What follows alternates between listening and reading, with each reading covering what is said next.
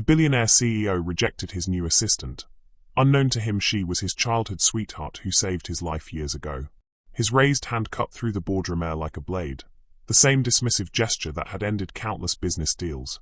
But the woman in the royal blue blazer standing before him had no idea she was looking at the man whose breath she'd once breathed life back into on a rain-soaked highway 10 years ago, while he lay unconscious and bleeding, never seeing the face of his guardian angel. Before we get deep into the story, please let me know in the comment where you're watching from. Hit subscribe if you're hooked in and ready to enjoy this story, because tomorrow, I have another beautiful story to share with you and I don't want you to miss it for anything. Now, let's get into the story.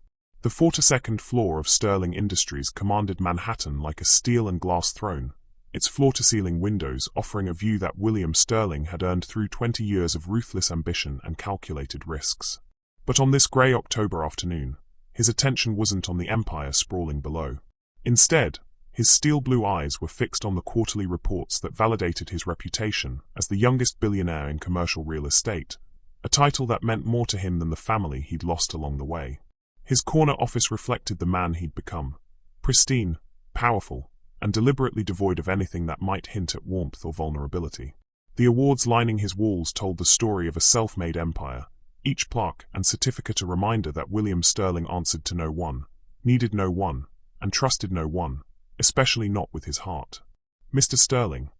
His assistant's voice crackled through the intercom, professionally neutral in the way he preferred. Margaret Chen had worked for him for 3 years, long enough to understand that efficiency mattered more than empathy in his world. Your 2 p.m. appointment is here. Should I send her in? William didn't look up from his tablet, where profit margins held more interest than the human resources interview he was obligated to conduct.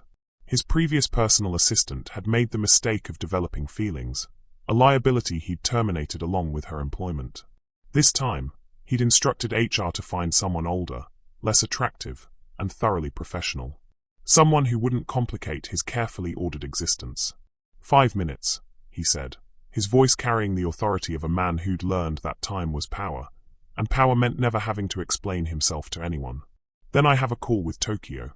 The door opened with barely a whisper, and the soft click of heels announced his visitor's arrival. William finished scanning the last column of numbers before raising his head, a polite but dismissive rejection already forming on his lips. The words died in his throat.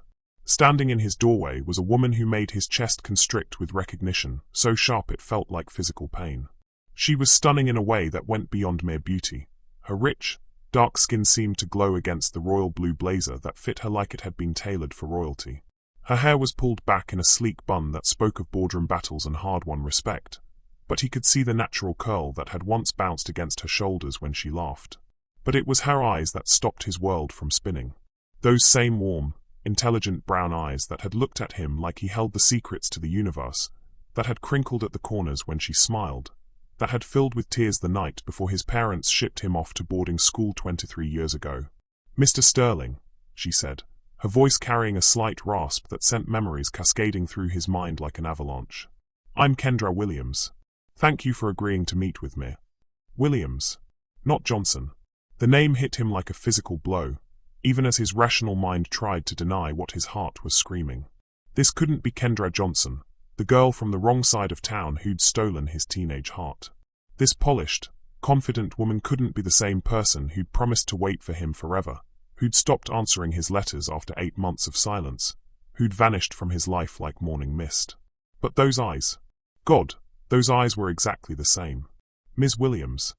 William rose slowly, his 6'2" frame imposing in the way he'd learned to use in negotiations, though right now he felt like the 17-year-old boy who'd been torn away from the only person who'd ever loved him for who he was, not what he might become.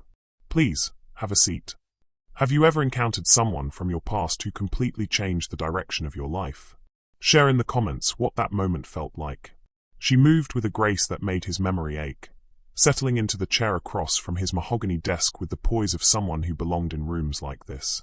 But as she placed her leather portfolio on her lap, he caught a glimpse of her hands, the same elegant fingers that had once traced patterns on his chest as they lay under the stars, planning a future that had crumbled the moment his parents discovered their relationship. Your resume is quite impressive, William managed, though he hadn't read a single word of it.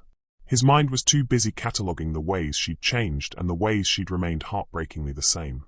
The professional polish couldn't hide the girl who used to sneak out of her trailer at midnight to meet him by the lake, who'd dreamed of traveling the world and making something of herself despite the circumstances of her birth.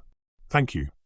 Kendra opened her portfolio with steady hands, though he noticed the slight tremor in her fingers, the same nervous tell she'd had when she was about to say something that mattered. "I've spent the last decade in executive support roles, most recently as senior assistant to the CEO of Morrison Financial. I have extensive experience in international coordination, crisis management, and maintaining confidential communications." Her accent had been refined, the slight southern drawl she'd worked so hard to hide in high school now completely erased. But underneath the professional veneer, he could hear echoes of the girl who'd read him poetry under the old oak tree, who'd believed that love could conquer the differences in their social status, who'd cried in his arms the night before his world changed forever. "Morrison Financial," William repeated, his mind automatically filing away the information while his heart hammered against his ribs. "That's quite a leap from." He stopped himself before he could say trailer park, or the wrong side of town, or any of the other phrases that would reveal he knew exactly who she was. "From where I started." Kendra's smile was professional, but he caught the flash of something deeper in her eyes. Hurt, perhaps, or the kind of strength that came from surviving disappointments that would have broken weaker people. "Yes, it has been quite a journey." The silence stretched between them, filled with 23 years of unspoken words and unanswered questions. William found himself studying her face, looking for clues to the woman she'd become, trying to reconcile the polished professional before him with the girl who'd held his heart in her 17-year-old hands. There was something else, a shadow in her expression that spoke of experiences that went beyond corporate advancement. Her eyes held a depth that suggested she'd seen things, survived things, that had nothing to do with climbing the professional ladder. "Why Sterling Industries?" he asked, leaning back in his chair, trying to project the cool authority that had built his empire while his pulse raced like a teenager's. "You could work anywhere with your qualifications."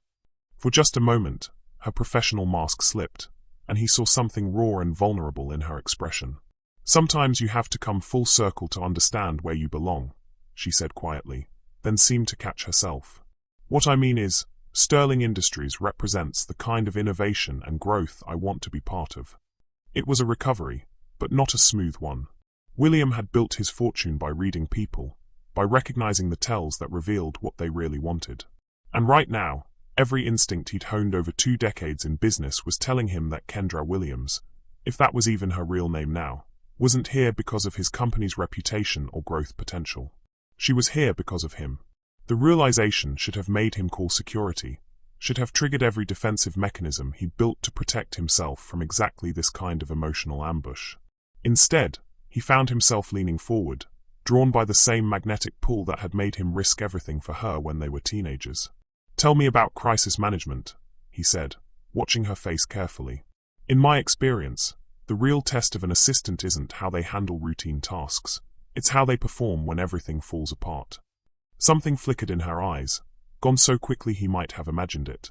But for just an instant, he could have sworn he saw recognition. "Pain. Memory. I've found that crisis often reveals who people really are," she said, her voice steady but laden with meaning. "Sometimes the most important thing you can do is act without thinking about the consequences to yourself. Sometimes saving what matters most requires sacrifices that no one will ever know you made." The words hit him like a physical blow, though he couldn't say why. There was something in her tone, something in the way she held his gaze, that made his chest tighten with an emotion he couldn't name. Before he could respond, his intercom buzzed. Margaret's voice cut through the tension like a blade. "Mr. Sterling, I'm sorry to interrupt, but the senator's office is calling. They say it's urgent regarding the infrastructure vote." William's jaw tightened. Senator Morrison controlled the committee that would decide the fate of his biggest development project, a $20 billion venture that would cement his legacy or destroy everything he'd built. It wasn't a call he could ignore, but the timing felt like cosmic cruelty. "Tell them I'll call back in 10 minutes, he said, never taking his eyes off Kendra. "We're not finished here." As Margaret's footsteps faded down the hallway, the silence returned, heavier now and charged with the weight of decisions that would reshape both their lives. Kendra sat perfectly still, her hands folded in her lap, but William could see the rapid pulse at the base of her throat, the same tell that had given away her nervousness before their first kiss. "You mentioned sacrifices," he said quietly, his business instincts warring with the part of his heart he'd thought he'd buried years ago. "What kind of sacrifices?" Her smile was soft and infinitely sad. "The kind that change everything, even when the person you saved never knows you were there." The words hung in the air between them like a challenge, like a confession, like a secret that had been waiting 23 years to be spoken. William felt something shift in his chest, a crack in the walls he'd built around his heart, and for the first time in decades, he wasn't sure if he was the hunter or the prey. Because if this was really his Kendra, his first love, his greatest loss, then she hadn't just walked back into his life by accident. And the girl who'd once promised to love him forever, who'd disappeared without explanation, who'd somehow transformed herself into this confident, accomplished woman, had just hinted at a secret that might change everything he thought he knew about his own life. The smart thing would be to end this interview now, to shake her hand professionally and pretend his heart wasn't hammering against his ribs like a caged bird desperate for freedom. But as Kendra Williams sat in his office, surrounded by all the symbols of his success, William Sterling realized that some chances only came once in a lifetime. And some people were worth any risk, even the risk of losing everything he'd spent 20 years building. But first, he had to decide, was he brave enough to find out what secrets lay behind those familiar brown eyes?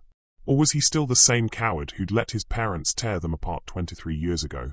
The choice, like his heart, hung in the balance. The silence in the boardroom stretched like a taut wire, ready to snap under the weight of unspoken truths. William Sterling sat behind his mahogany desk, a fortress of polished wood and corporate power, while across from him, Kendra Williams waited with the patience of someone who had learned that some battles required perfect timing. His phone buzzed insistently. Senator Morrison, Tokyo investors, board members who measured his worth in quarters and profit margins. But for the first time in 20 years, William Sterling couldn't bring himself to care about the empire that defined him. Because sitting 3 feet away was the ghost of every road not taken, every choice that had led him to this gilded cage of success and isolation.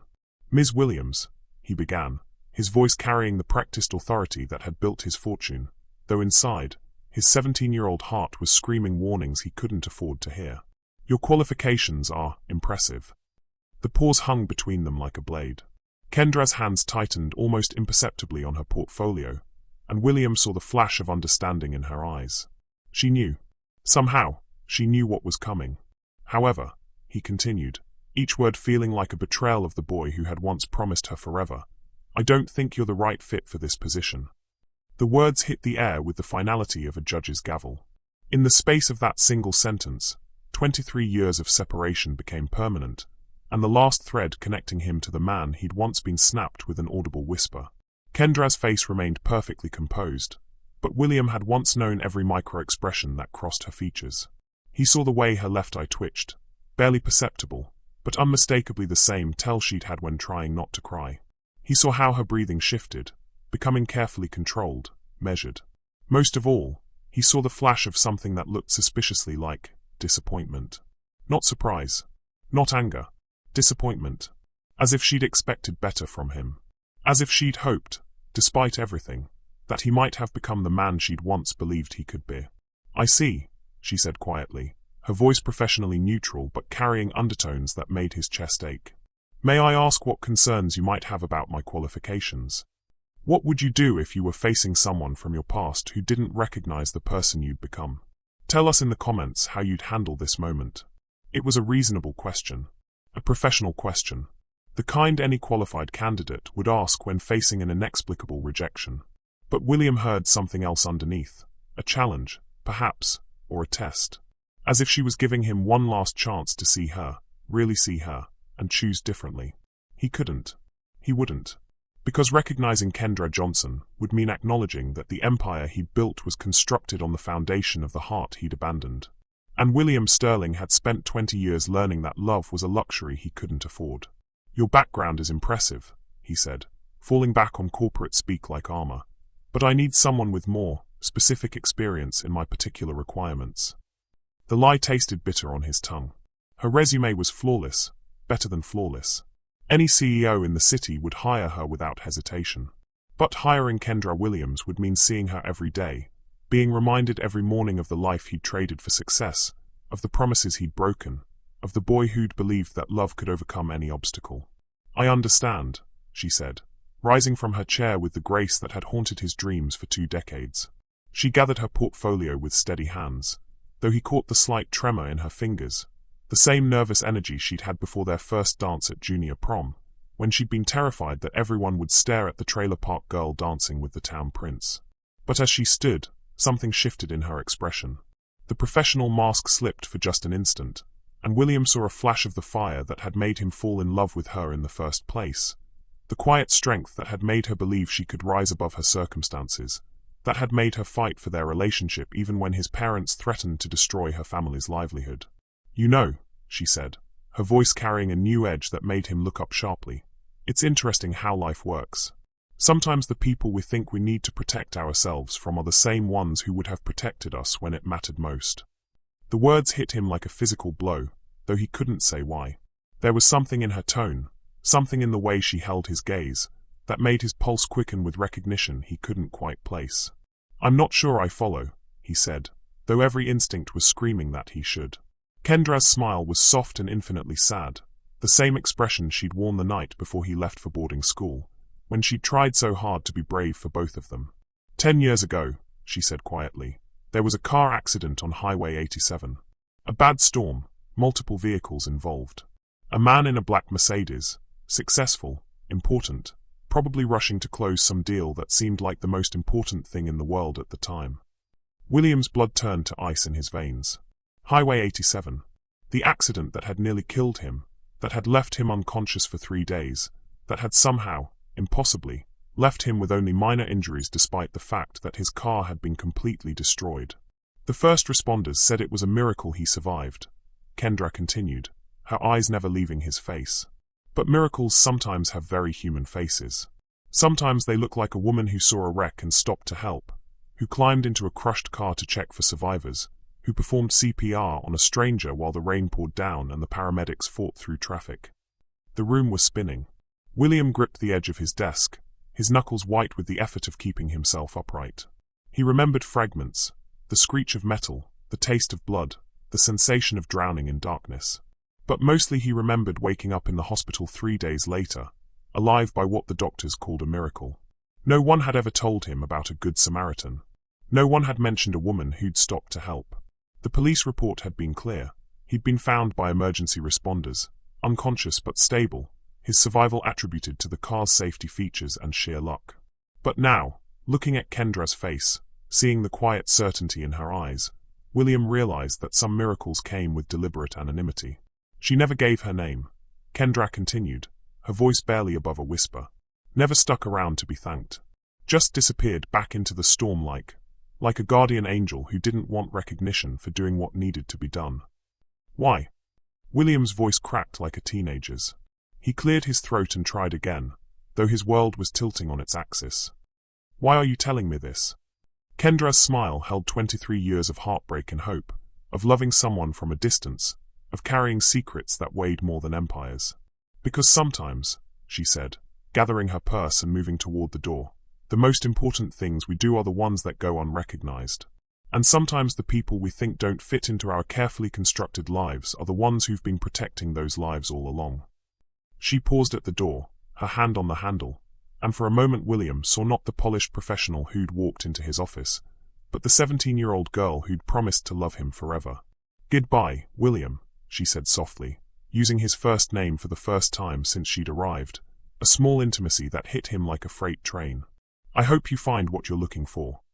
The door closed behind her with the finality of a coffin lid, and William Sterling was left alone in his empire of glass and steel, surrounded by all the symbols of his success, drowning in the realization that he had just rejected the woman who had literally saved his life.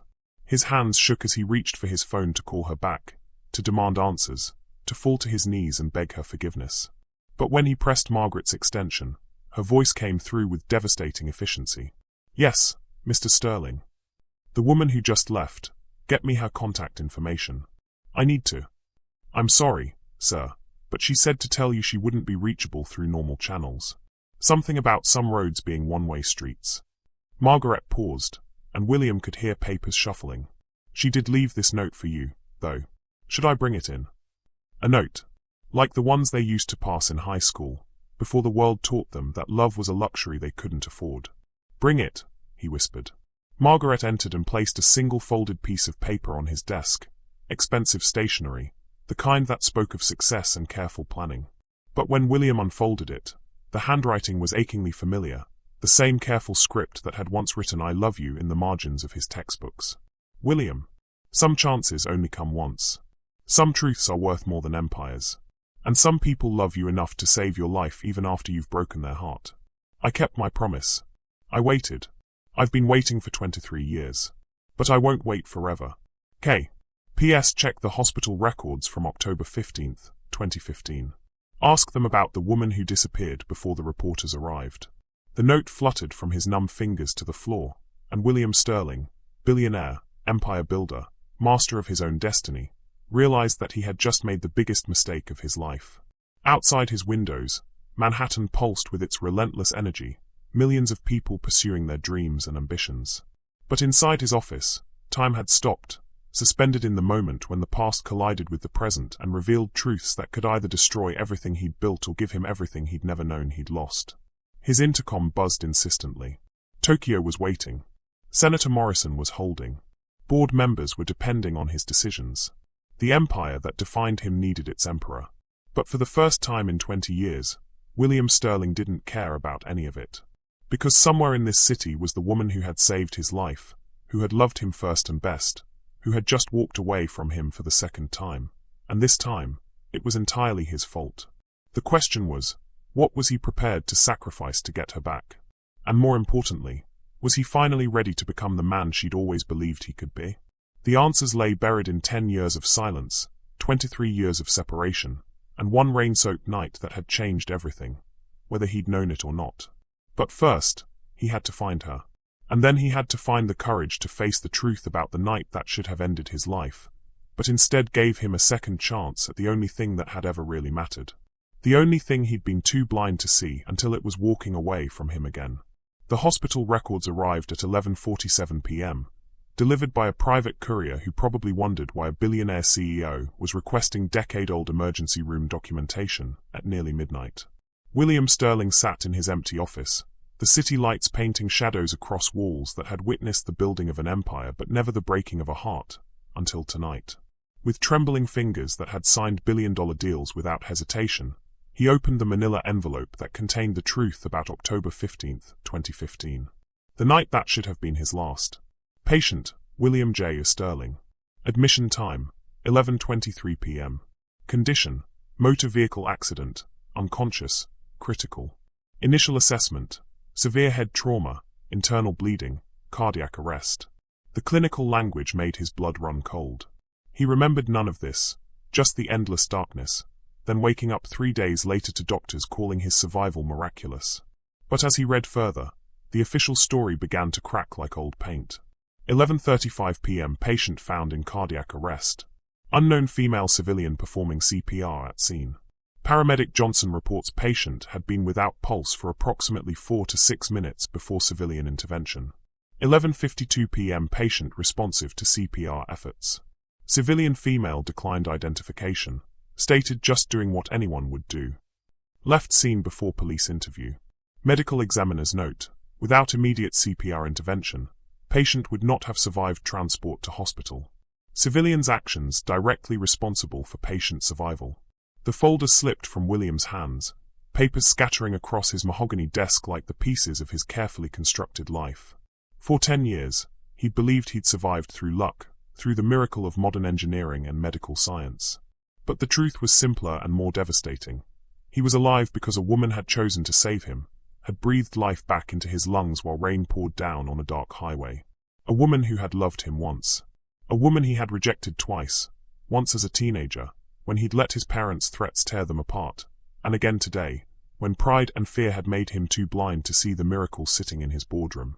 William's phone buzzed with the harsh insistence of a world that expected him to remain its emperor even while his kingdom crumbled around him.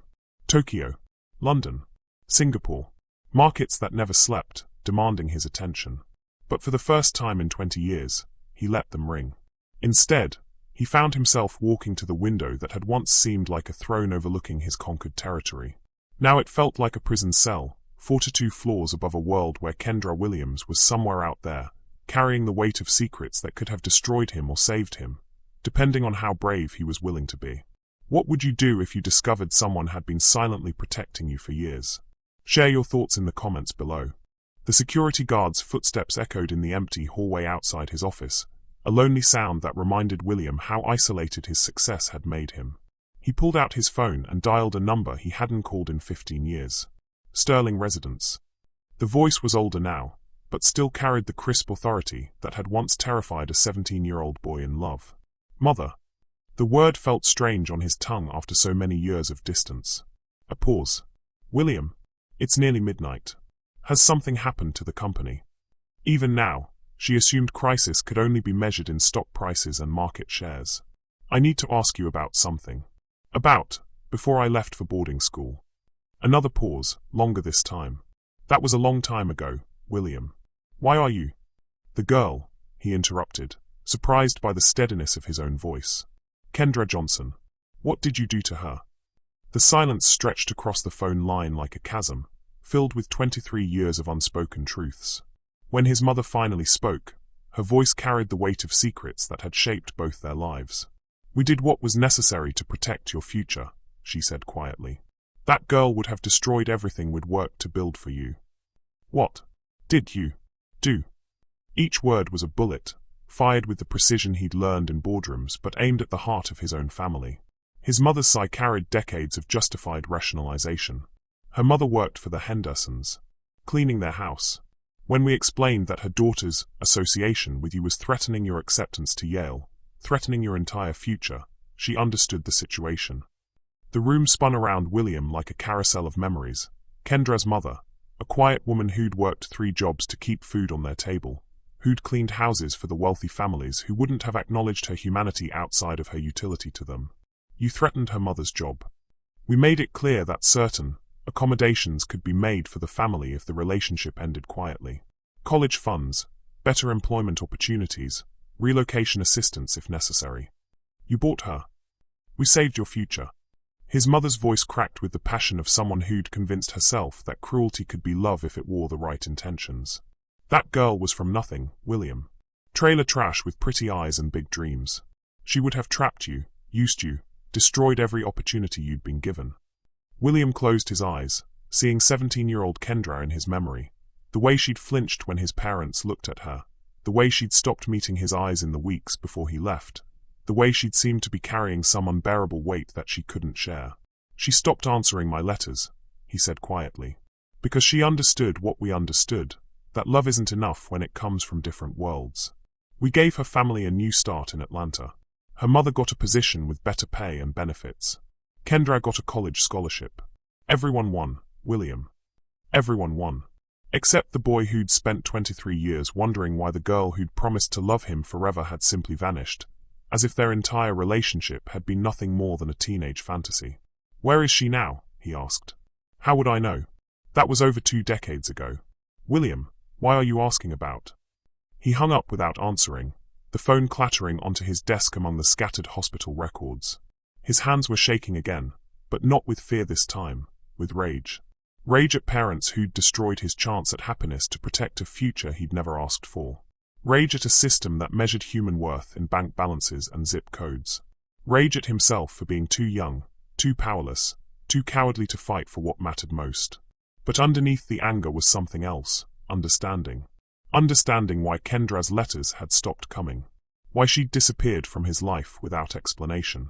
Why she'd spent 23 years building herself into someone who could walk into his boardroom and belong there, who could look him in the eye as an equal rather than the trailer park girl who'd been bought and dismissed. She'd kept her promise.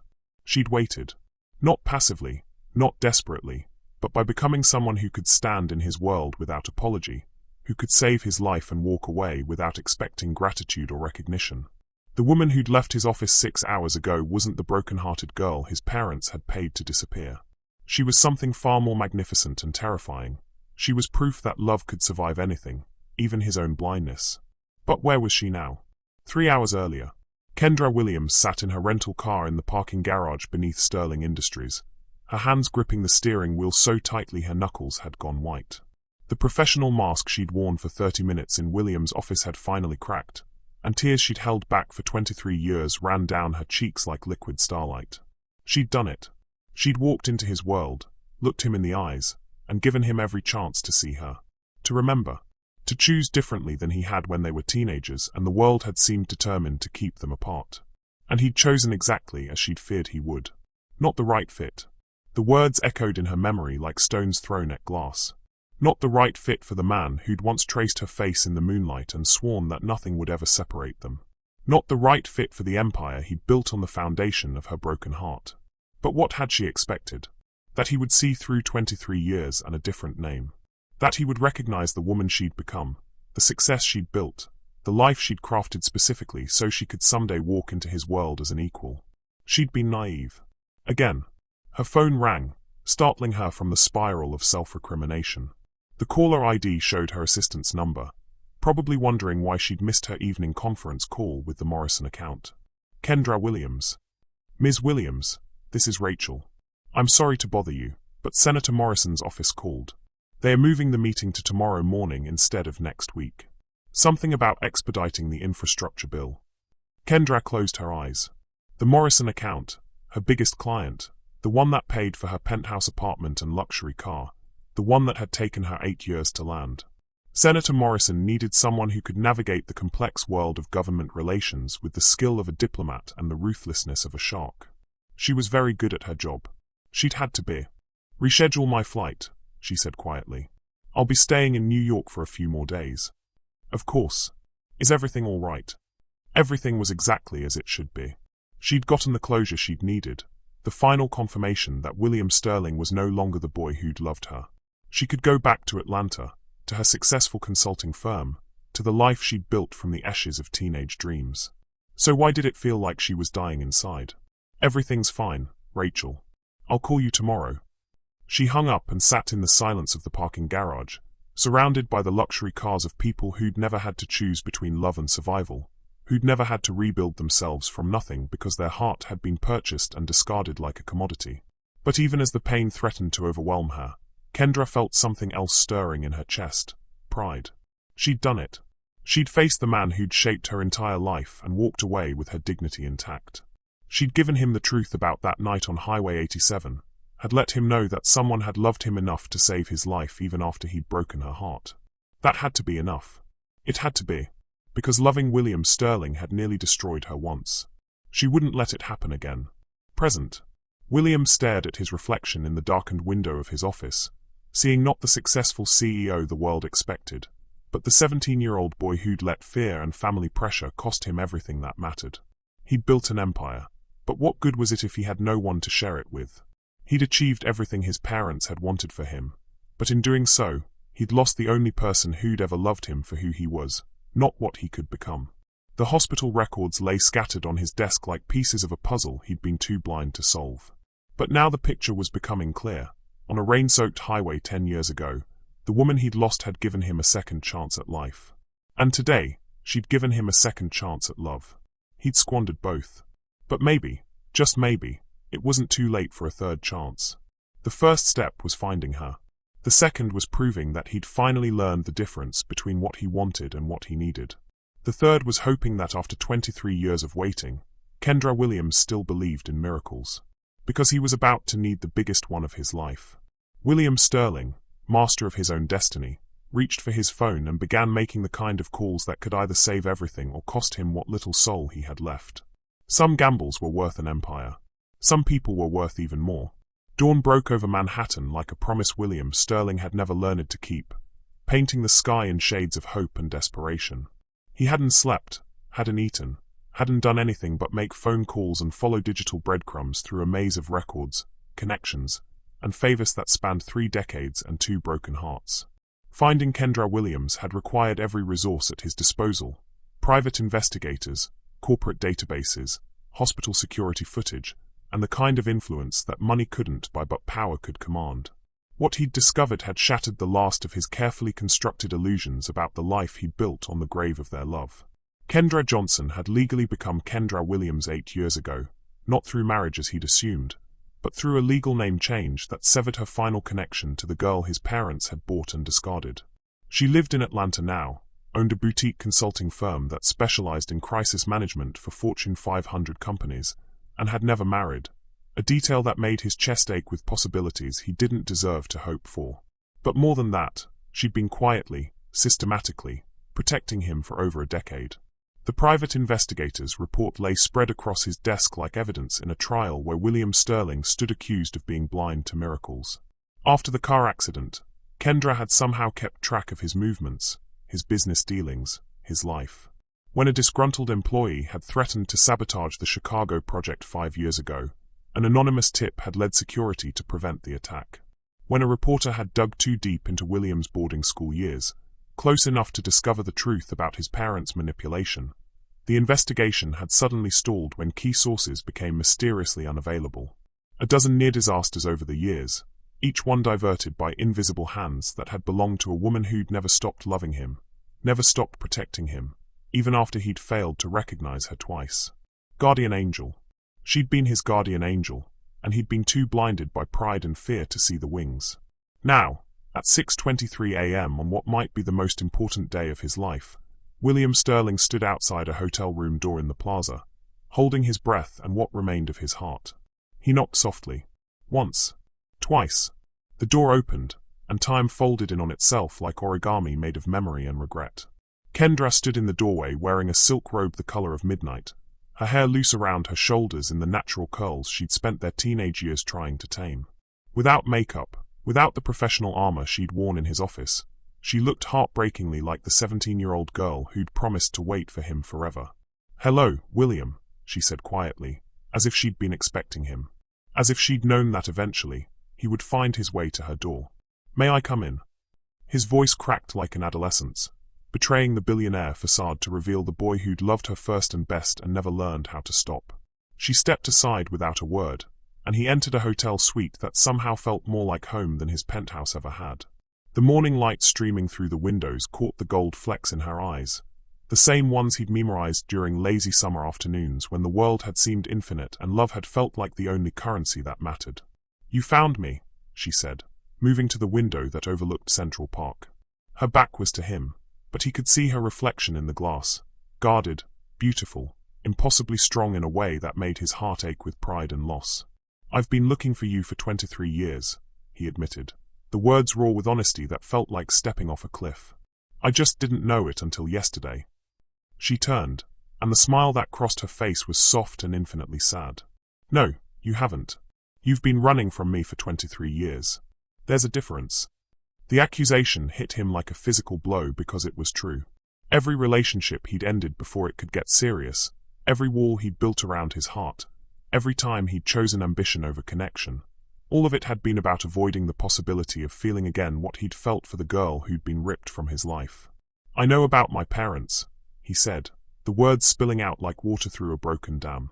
"What they did to you. To your mother. The threats, the money, the scholarship. I know why you stopped writing. Have you ever discovered that someone you trusted completely had been manipulating your life? Share in the comments how you'd react to that kind of betrayal." Kendra's laugh was bitter music that made his chest tight. Do you really know, or do you just know the facts?" She moved closer, and he could smell the faint scent of jasmine that had haunted his dreams for 2 decades. "Do you know what it felt like to be 17 years old and have your entire world reduced to a price tag? To realize that the boy you loved lived in a universe where your mother's job was more valuable than your heart?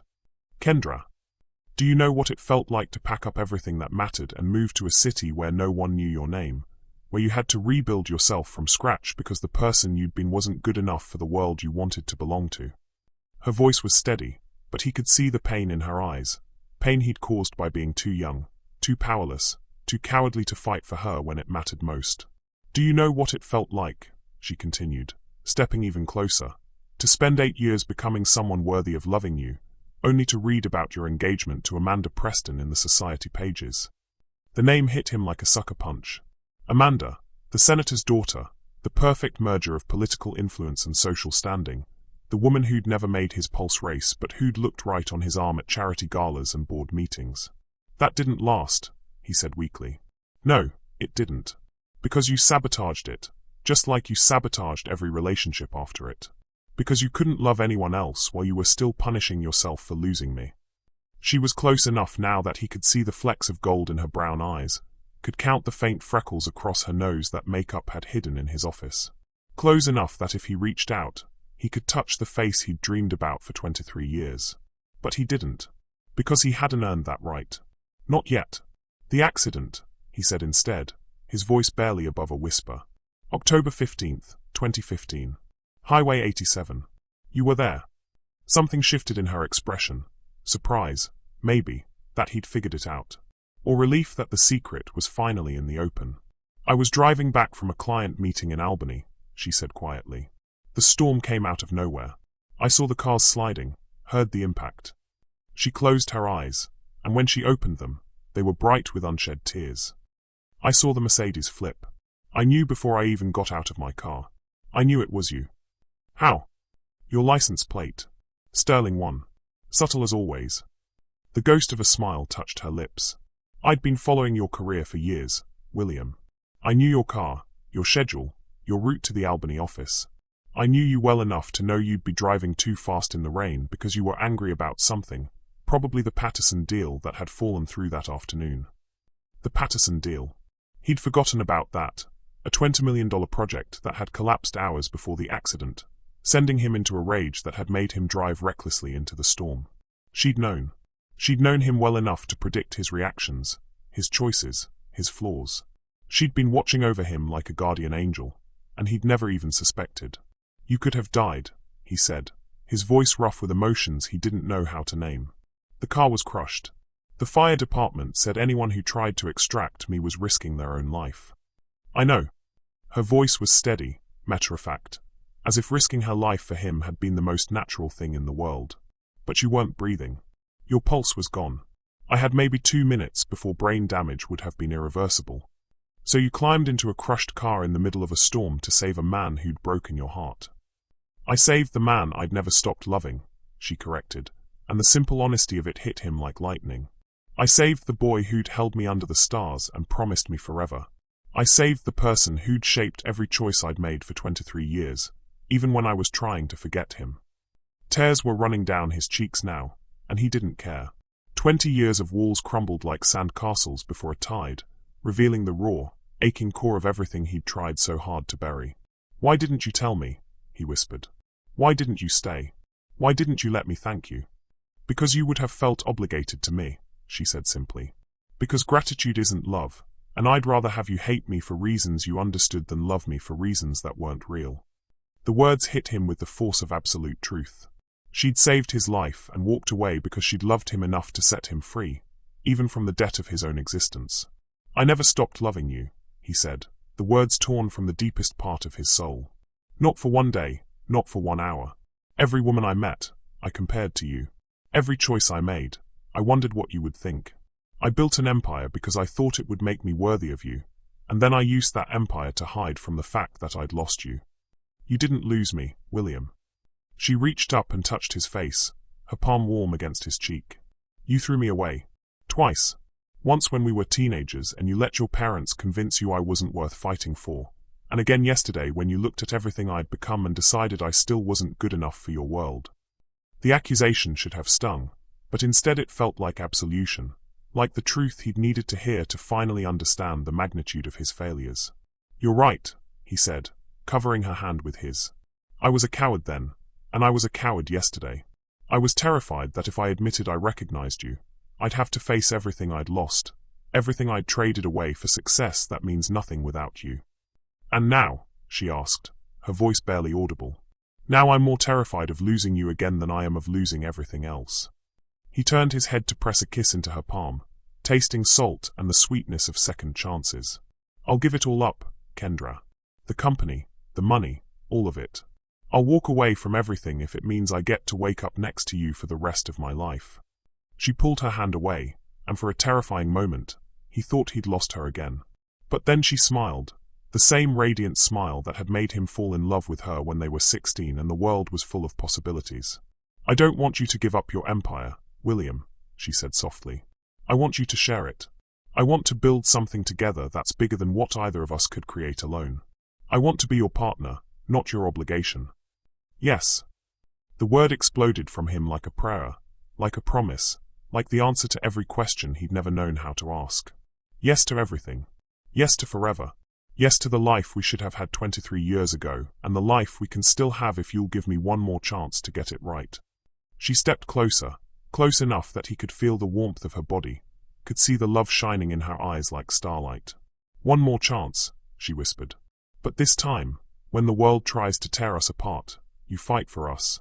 This time, you choose love over fear.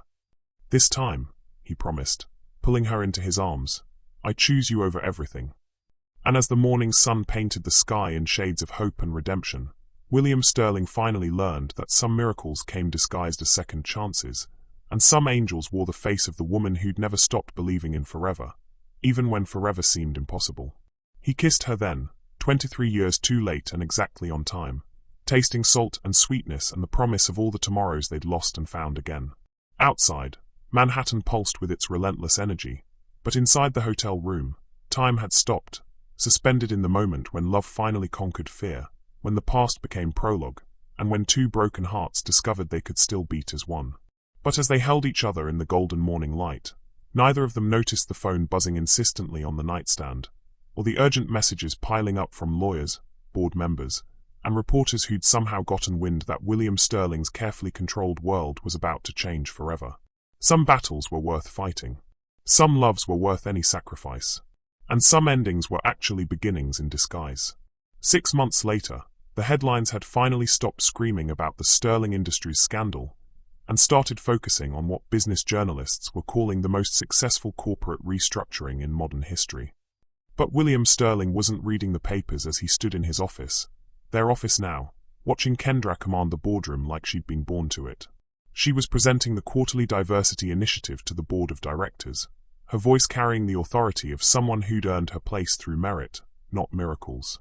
The royal blue blazer she wore was the same color as the one that had walked back into his life 9 months ago, but everything else had changed, including the woman wearing it. Kendra William Sterling. She'd taken his name 3 months ago in a ceremony that had made the society pages for all the right reasons, but more importantly, she'd transformed his company from a monument to his ego into something that actually mattered. The Atlanta Community Center broke ground last week. She was saying to the board, her presentation seamless and confident. Full funding for after-school programs, job training, and college preparation. We're not just building real estate anymore, we're building futures. Through the glass, William watched board members who'd once dismissed community outreach as soft business nod with genuine enthusiasm. Harrison Mitchell, the most conservative member of the board, was actually taking notes.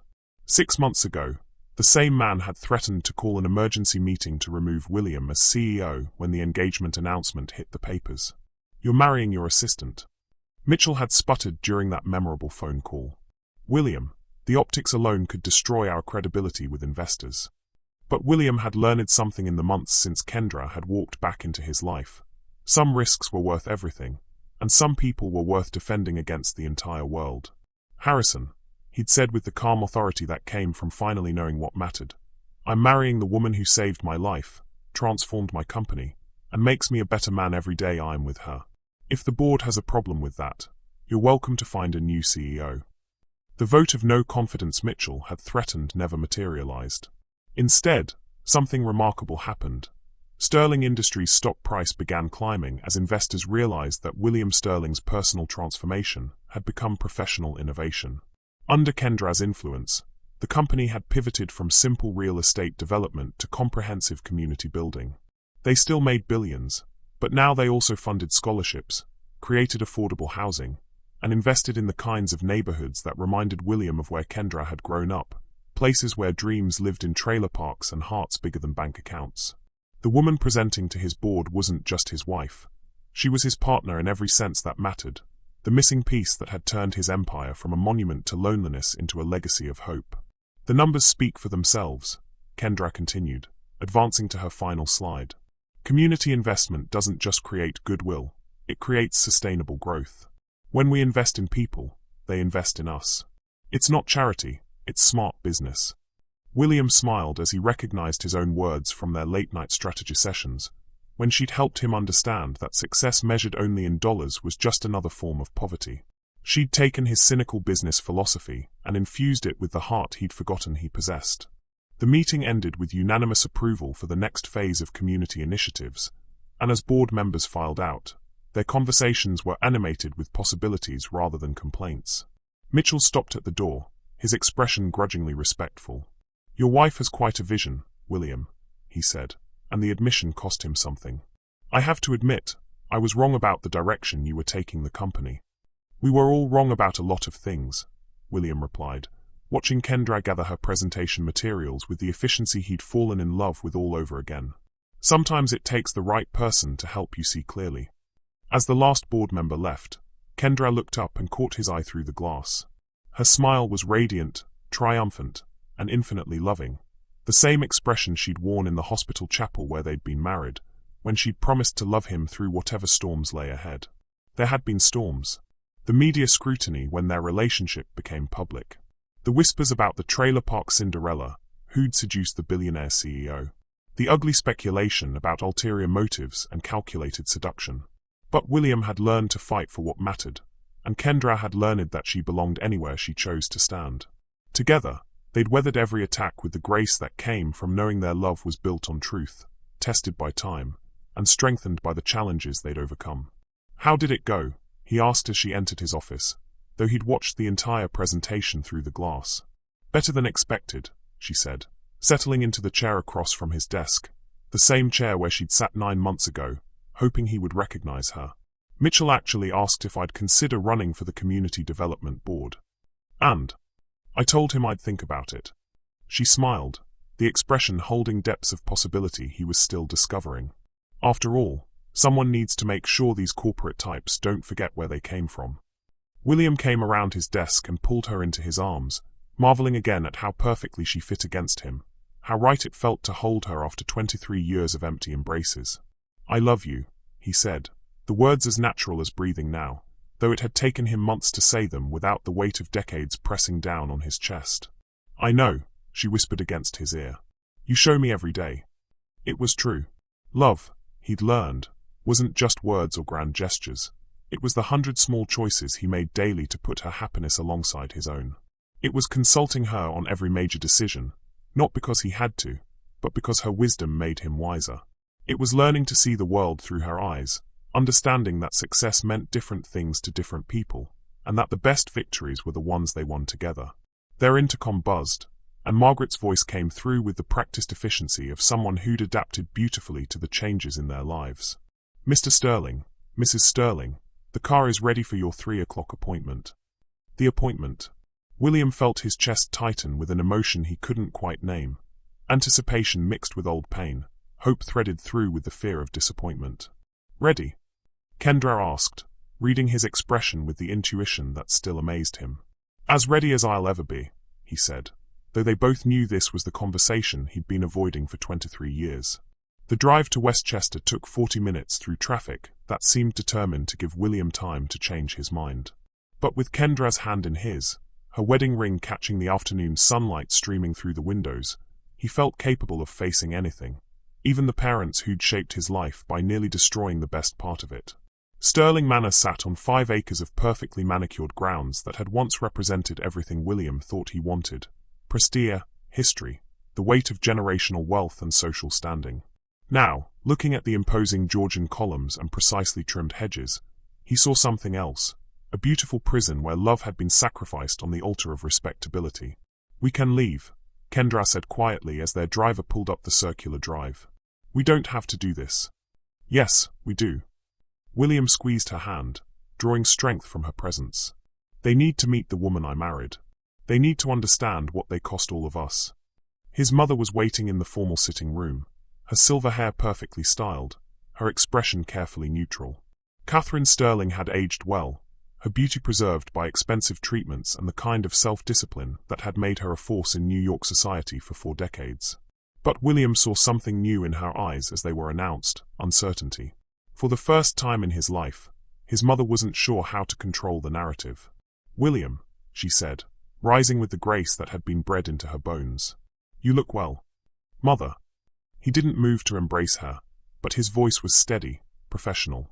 I'd like you to meet my wife, Kendra. The pause that followed was loaded with 23 years of history, manipulation, and consequences. Catherine Sterling's eyes moved over Kendra with the assessing gaze of someone who'd spent decades evaluating threats to her family's status. But what she saw wasn't the frightened 17-year-old girl she'd bought and dismissed. This was a woman who belonged in rooms like this, who carried herself with the confidence that came from earning her place rather than inheriting it. Mrs. Sterling, Kendra said, extending her hand with perfect poise. Thank you for agreeing to see us. Please, sit. Catherine's voice carried the same authority that had once terrorized a teenage boy in love, but now it seemed diminished somehow, uncertain of its power. I must say, I was surprised by the wedding announcement. What would you say to someone who had tried to control your life for their own purposes? Let us know in the comments how you'd handle meeting them after finding your own success. I imagine you were, William said, settling beside Kendra on the antique sofa where he'd once been lectured about duty, responsibility, and the importance of marrying within their social circle. Just as surprised as I was to learn what you did to Kendra's family 23 years ago. His mother's composure cracked slightly, revealing the woman behind the society mask. We did what we thought was best. You bought her, William interrupted, his voice carrying the authority of a man who'd finally learned to use his power for protection rather than acquisition. You threatened her mother's livelihood to force a 17-year-old girl out of my life.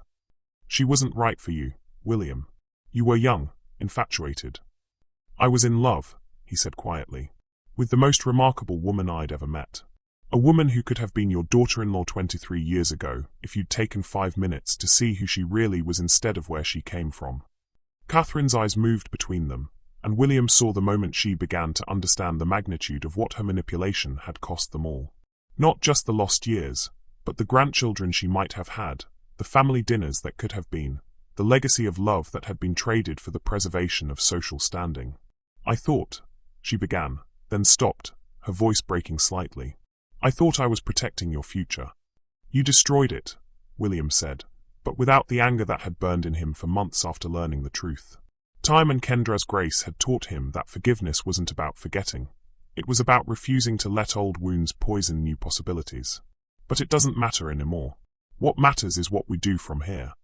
Kendra shifted beside him, and when she spoke, her voice carried the wisdom that had made him fall in love with her all over again. Mrs. Sterling, she said quietly, I didn't come here to relitigate the past. I came because William loves you, and because family, even complicated family, matters to both of us. The simple generosity of the statement hit Catherine like a physical blow.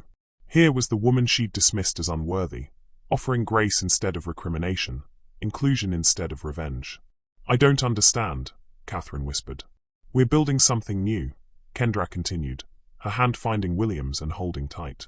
A marriage, a business, a legacy that honors both where we came from and where we're going. But we can't do that while carrying resentment for choices that can't be changed. What are you saying? William looked at his mother, really looked at her for the first time in years, and saw not the formidable society matron who'd controlled his childhood, but an aging woman who'd made terrible choices out of love and fear, who'd sacrificed relationship for reputation and discovered too late that the trade hadn't been worth it. We're saying that if you're willing to accept Kendra as your daughter-in-law, really accept her, not tolerate her, then we'd like you to be part of our lives, he said. But it has to be real, Mother. It has to be based on who we are now, not who you thought we should be. Catherine Sterling sat in silence for a long moment, her composed facade crumbling as she faced the choice that would define the rest of her relationship with her son. She could cling to old prejudices and lose him forever, or she could embrace the woman who'd made him whole and discover what real family looked like. When she spoke, her voice was barely audible. I was wrong. About her, about you, about what mattered. She looked directly at Kendra, and her eyes were bright with unshed tears. I'm sorry. I'm so very sorry for what I took from both of you. We got it back, Kendra said simply. Love like ours doesn't disappear. It just waits for the right moment to bloom again. And as his mother wept for 23 years of separation, William Sterling finally understood that some victories required defeating the enemy, while others required transforming them into family. 1 year later, the community center in Atlanta buzzed with the controlled chaos of a grand opening, But William only had eyes for the woman cutting the ceremonial ribbon. Kendra stood in front of the building they'd designed together, surrounded by children whose dreams would be nurtured within its walls, and she was radiant. The center bore both their names, the Sterling Williams Community Initiative, a testament to the partnership that had transformed not just their lives, but the lives of everyone they touched. It offered after-school programs, job training, college preparation, and most importantly, the message that where you started didn't determine where you could go. Ready? Kendra asked, holding the oversized scissors and grinning at him with the joy that made every day feel like a celebration. With you. I'm ready for anything. She cut the ribbon, and as the crowd cheered, William felt something he'd never experienced in all his years of corporate victories. The satisfaction that came from building something that would outlast them both, something that mattered beyond profit margins and stock prices. Later, as they walked through the center's bright hallways, William marveled at how far they'd traveled from that boardroom where she'd first walked back into his life. They'd built more than a marriage. They'd built a mission, a purpose that gave meaning to every decision they made. What are you thinking about? Kendra asked, catching him staring at her again. Just, all of it. The accident, the second chances, the way you saved my life in more ways than one. He pulled her into his arms in the empty hallway, not caring if anyone saw them. Do you ever think about what would have happened if you hadn't been on that highway 10 years ago? Every day, she admitted. But I've learned that some things are meant to be, even when they take the long way around. Maybe we needed those 23 years apart to become the people we are today. Maybe we needed to lose each other to understand how precious this is. Maybe, William agreed, pressing his forehead against hers. Or maybe we just got lucky enough to have a guardian angel who believed in second chances. Third chances, she corrected with a smile. Don't forget you rejected me twice. Never again, he promised, the words carrying the weight of every vow he'd ever made. From now on, I choose you. Every day, every decision, every moment, I choose you. Good, she whispered, rising on her toes to kiss him softly. Because I've been waiting 23 years to hear you say that and mean it. As the sun set over Atlanta, painting the sky in shades of hope and redemption, William Sterling held his wife in the community center they'd built together and understood finally that some love stories don't end. They just begin again, deeper and stronger than before. Outside, the city hummed with its relentless energy, but inside the building that would change countless lives, time stood still. Suspended in the moment when the past became prologue, when broken hearts learned to beat as one, and when two people who'd been separated by fear and manipulation proved that love, real love, could overcome anything. Even the distance between a billionaire's penthouse and a trailer park. Even 23 years of separation. Even the mistakes that had cost them half their lives. Some miracles came disguised as accidents on rain-soaked highways. Others came wearing royal blue blazers and carrying resumes that told only half the story. But the greatest miracle of all was learning that it's never too late to choose love over fear, to fight for what matters, and to discover that the person you've been looking for your entire life has been looking for you too, waiting with the patience of angels and the faith of someone who knows that true love always finds a way home. William Sterling had built an empire, but he'd found something infinitely more valuable, a partnership that would last forever, a love that had survived everything the world could throw at it, and a woman who'd proven that the best guardian angels don't have wings. They have hearts big enough to save the world, one broken soul at a time. And as they walked hand in hand through the community center that bore both their names, William finally understood that some stories don't end with happily ever after. They end with happily ever beginning, because the best love stories are the ones that create new chapters every single day. The boy who'd lost his first love had become a man who'd found his soulmate. The girl who'd been bought and dismissed had become a woman who couldn't be conquered or contained. Together, they built something beautiful from the ashes of what could have been. And in doing so, they'd proven that love doesn't just conquer all. Sometimes, it saves everything. Thank you for watching this story to the end. If you enjoyed this story, you will surely love the next one. It's as crazy and more intriguing as you can ever imagine. So do check it out. Click on the image showing on your screen right now to watch the next one.